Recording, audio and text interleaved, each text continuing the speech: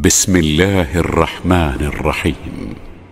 Salam sejarah bangsa kita. Kali ini kami membawakan satu lagi topik menarik dalam membongkar kisah sejarah. Dan kisah kali ini ialah sejarah dan kebudayaan Tidong di Kabupaten Malinau. Seperti apakah kisah ini? Mari sama-sama kita saksikan. Apakah kisah sejarah bangsa kita untuk kali ini? Walaupun penelitian ini difokuskan pada etnik Tidong yang bertempat tinggal di Kabupaten Malinau, dalam kenyataannya, tidaklah mungkin memahami kebudayaan mereka dengan membatasi diri pada kawasan Malinau saja. Sejarah Tidong mencakup kawasan yang luas di Kalimantan Timur bahagian utara, Sabah, dan Sulu di Filipina Selatan.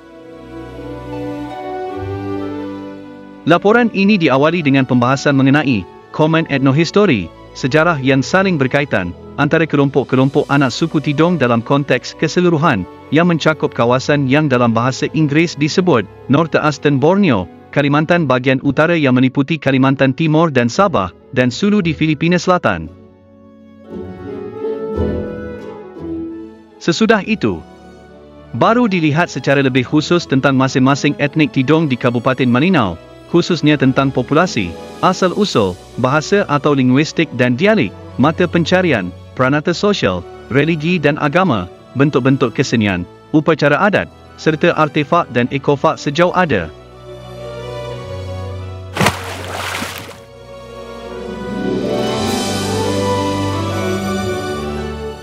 Pada bahagian ini diuraikan sejarah umum, yang memperlihatkan kaitan akar historis Tidong, termasuk hubungan sejarah mereka dengan Sabah dan Sulu. Kajian sejarah dan etnolinguistik digunakan sebagai landasan untuk membuat pengelompokan suku ini.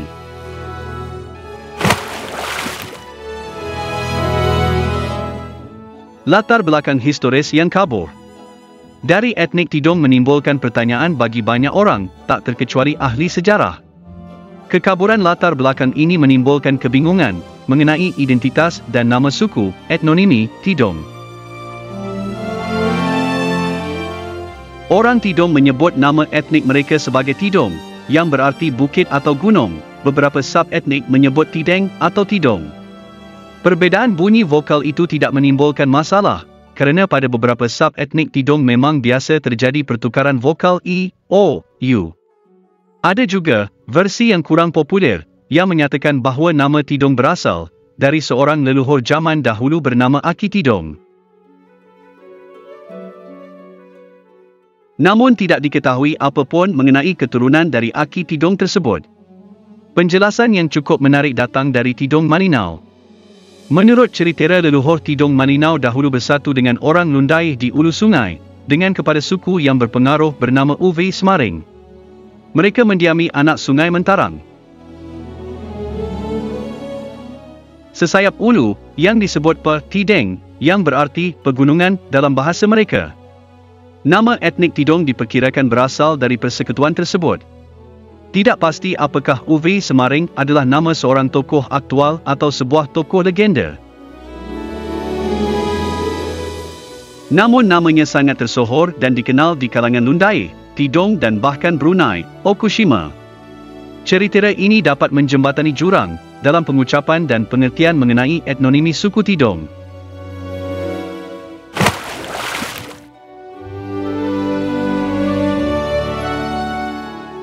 Zaman sekarang orang Tidong masih mendiami kawasan yang mereka kuasai sekitar 3 abad lalu, iaitu Kalimantan Timur bahagian utara, yang membentang dari Nunukan di utara ke Bulungan di selatan, sepanjang pantai timur Sabah, Sandakan dan Tawau, dan Sulu bahagian selatan, seperti Sibutu, Simonol, dan Bangau.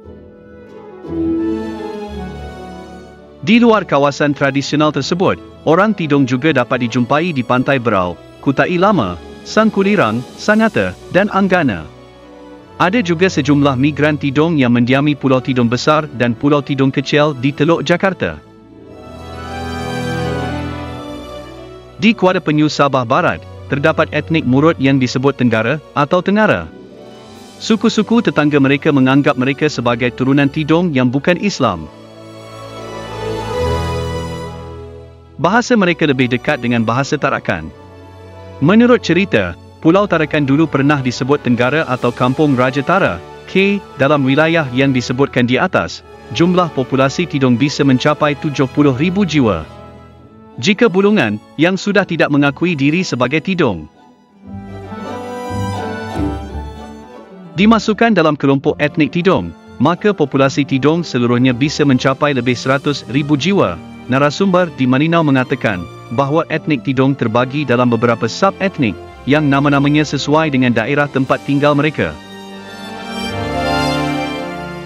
Dengan demikian ada sub-etnik Tidong Betayau, Sungai Betayau, Tidong Sekata, Sungai Sekata, Tidong Sesayap, Tanah Tidong, Tidong Maninau, Maninau, Tidong Sembakong, Tidong Sebuku, Nunukan, Tidong Sampurna atau Kepatal, Sabah, Tidong Bengaweng, Tidong Idaen, Tidong Kelabakan, Tawau, Tidong Tarakan, dan Tidong Nunukan. Dasar pembagian ini adalah tempat tinggal geografis, tetapi boleh jadi juga berdasarkan perbezaan bahasa khususnya dialek. Perbezaan dialek adalah salah satu aspek yang perlu digali lebih mendalam untuk menguji pembagian sub-etnik seperti di atas. Contoh kecil misalnya kata ikan disebut pait di Maninau dan kanon di Tarakan, kain sarung berarti ampik di Maninau dan gabol di Tarakan. Di bawah ini diuraikan lebih mendalam latar belakang historis dan dialek sebagai dasar pengelompokan baru orang-orang Tidong yang tersebar tersebut.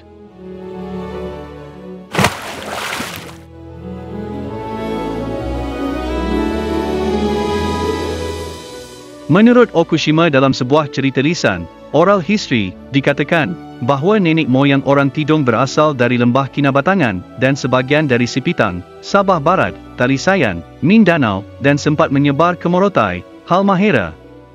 Pembuktian historis mengenai asal-usul tersebut sejauh ini belum ada. Namun hal itu mungkin saja benar, mengingat bahawa memang pada zaman kejayaan laut kerajaan Brunei, sekitar abad ke-17 dan 18, orang Tidong menguasai perdagangan dengan Sulu, Sulawesi dan Morotai, Halmahera.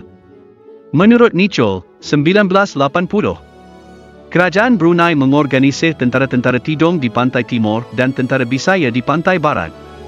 Sampai akhir abad ke-18, orang Tidong masih memegang hegemoni atas kawasan laut dan pantai Borneo Timur Laut.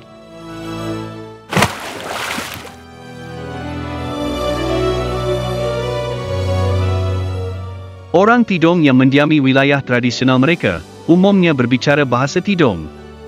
Banyak dari generasi baru, terutama migran di Kutai Kartanegara dan Teluk Jakarta, tidak lagi menggunakan bahasa nenek moyang tersebut. Tentang pembagian kelompok linguistik pada suku Tidong, kami meringkas hasil catatan dari Mika Okushima, berikut ini. Seperti dikatakan tadi, ahli linguistik berpendapat bahawa bahasa Tidong berkaitan erat dengan kelompok. Umumnya orang Tidong memandang diri mereka sebagai orang Murut yang sudah menjadi Islam. Namun demikian dengan memperhatikan variasi dialek, mungkin dapat dikatakan bahawa orang Tidong terbentuk dari berbagai kelompok bahasa, bukan dari satu kelompok bahasa saja. Orang Murut, terutama orang Murut di Serudong, Kelabakan, dan Lembah Sembakong sampai sekarang juga, masih berbicara bahasa Tidong. Orang Murut dari daerah tersebut telah memiliki sejarah relasi yang panjang dengan orang Tidong. Catatan tentang variasi linguistik terhadap Tidong sekarang, agak tergendala kerana orang Tidong sendiri telah banyak bercampur dengan sesama mereka, yang berasal dari kelompok sublinguistik yang berbeza-beza. Persebaran kelompok-kelompok, sub-etnik Tidong mulai terbentuk, sekurang-kurangnya sejak 200 tahun yang lalu, sebagai akibat dari serangan-serangan dari Sulu dan kerajaan atau kesultanan tempatan, dan juga setelah penjajahan Inggeris. Juga kerana makin kuatnya sub-kelompok seperti Tarakan dan Bulungan, yang mulai berekspansi untuk mengontrol jalur perdagangan. Menurut Okushima, kesamaan dalam variasi dialek Tidong dengan Murut bisa dilihat dari beberapa contoh. Misalnya, penggunaan huruf G dan D pada ujung kata, timog, air, liog atau lag, leher, muid atau lemuid, meletakkan, alat atau aad, sayap.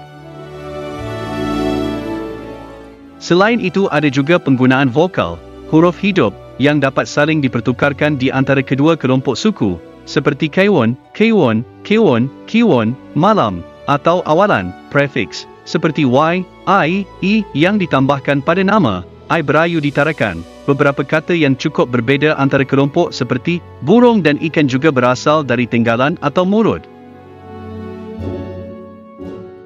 Okushima membagikan kelompok linguistik Tidong berdasarkan sifat-sifat linguistiknya ke dalam 3 kelompok. 1. Kelompok sesayap. Kelompok sesayap terdiri dari Tarakan, Malinau, Betayau dan lain-lain. Menurut cerita lisan, kelompok ini berasal dari sesayap Aileh. Dialek mereka mengandung homogenitas yang tinggi dan kata-kata dasar cukup umum bagi orang Bulusu, tetangga mereka di pedalaman. Kemungkinan besar kelompok tersebut berasal dari wilayah Sabah. Namun mereka tidak lagi mengingat zaman sesayap tersebut. Cerita lisan dari Tidong Tarakan dan Malinau menyatakan bahawa mereka merupakan keturunan Berayu, Berayuk, Benayuk, satu dari kerajaan Tidong tertua. Mereka kemudian menyebar ke berbagai arah dan membangun komunitas politik di kawasan pantai seperti Mandul, Tarakan, Nunukan, dan Bunyu. Pada dasarnya wilayah politik di kawasan utara Borneo dimulai di daerah pantai, sehingga mereka mempunyai kontrol atas produk-produk dari pulau-pulau yang lain.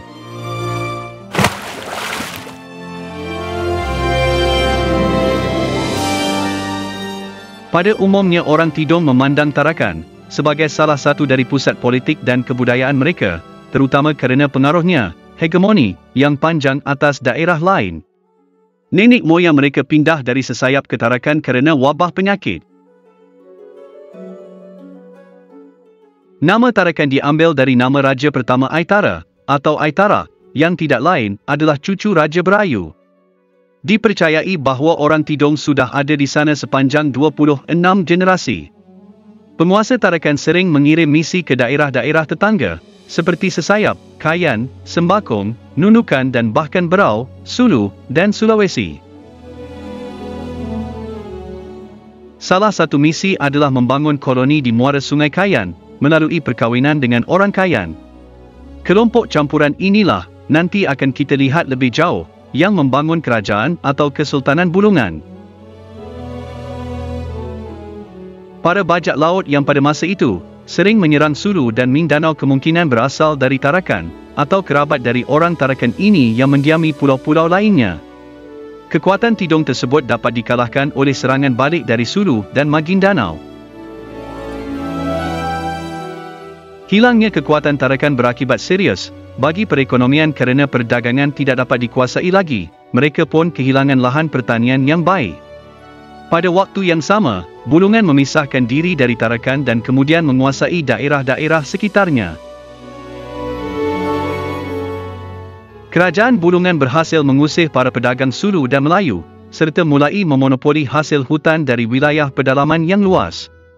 Sebagai akibatnya, sejumlah besar orang Tidong Tarakan mau tidak mau harus tinggal di Sembakong, Bulungan, Sebatik dan daerah lain pada abad ke-19 dan abad ke-20.